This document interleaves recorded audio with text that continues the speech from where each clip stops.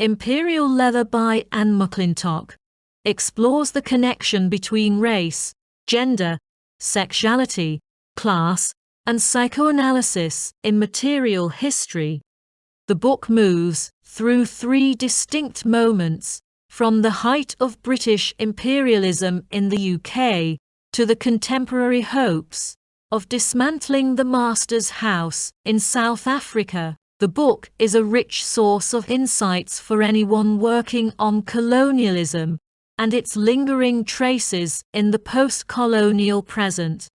Mcclintock interrogates the concept of post-colonial, viewing it as eliding the complexities of global power, not readily marshaled into the binary of colonizer and colonized. Race, gender, and class are not just separate structures, but articulated categories, conflictual and complicit. In graphic illustration, Mcclintock reads Sir Henry Rider Haggard's map in King Solomon's Mines, 1885, and finds that the sexualized lay of the land and the mounds covered in dark heather mark the entrance to the treasure cave. The unknown, the female body, is also seen as a space of threat and terror. Theodore Gall's engravings of America as a naked, inviting woman are seen as signs of male imperial power, feminizing terra incognita, with cannibals and indigenous women spittoasting a human leg. The psychoanalytic potential of these primal scenes is abundant, and Mcclintock exploits them to the full, highlighting male fears of dismemberment and emasculation shadowing imperial exploration. In the late 19th and early 20th centuries, gendered exploratory tropes circulated back home, not just in the imperial office and men's clubs, but also in Victorian dominance. Commodity spectacles traversed the allegedly separate spheres of private life and imperial market. Advertisements for Globe Polish and Pears soap depicted whiteness and cleanliness, but imperial presumptions of anachronistic space and panoptical time. Women, colonized, and workers were rendered regressive, that is, anachronistic before history. In the Panopticon of the Crystal Palace 1851, the globe was envisioned as one time. Human races were represented as trees, or as a family of man, thus naturalizing and masculinizing racial hierarchy. Such presumptions are found not just in popular advertisements, cartoons, and postcards, but in the grand narratives of scientists like Sir Francis Galton, Paul Broca, Friedrich Engels, and George W. F. Hedgel. Irish were depicted with dark, simian contours as white Negroes, sunk in torpor and domestic degeneracy. Workers were portrayed as darkened and degenerate, and even working-class women were seen as akin to black men.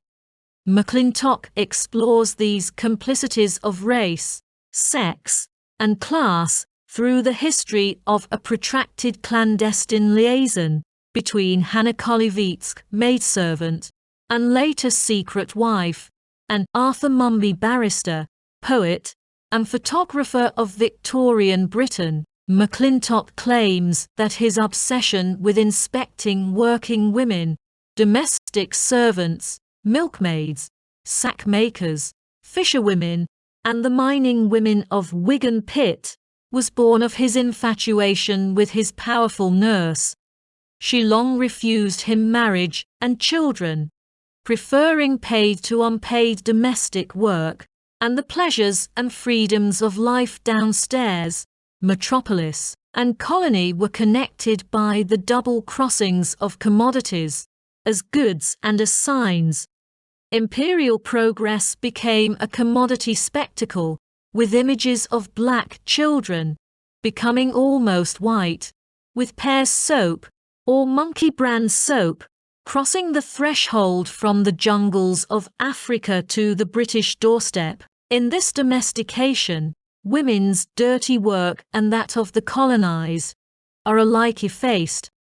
Olive Schreiner's biographies connect colonial and metropolitan cultural contexts, but her anti-racist politics were compromised by the use of racial stereotypes in her stories. Her books, most notably The Story of an African Farm, evoked a sense of exile, transcended by a mystical union with feminized nature.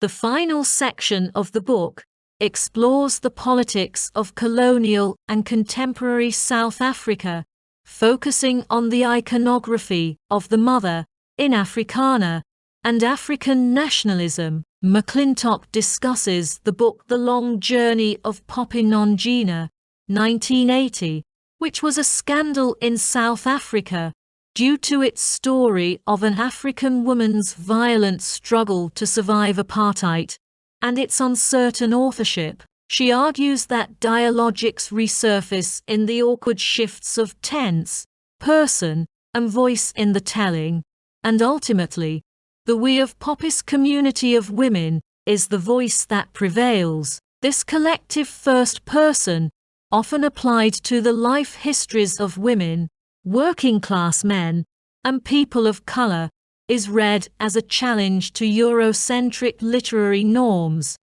Cultural contests about style are related to the broader politics of social transformation in South Africa. Resistance poetry and African performance works were often dismissed by white critics as unliterary, drawing on indigenous reality as much as English literature. Mcclintock plots a movement from the styles of Sophietown and the journal drum to rural and urban shebeens, where Sotho praise poetry was refashioned in performances. Both proved a threat to the white state, and Sotho poetry emerged in the context of the movement for black consciousness, inflected by jazz and jive and black American registers.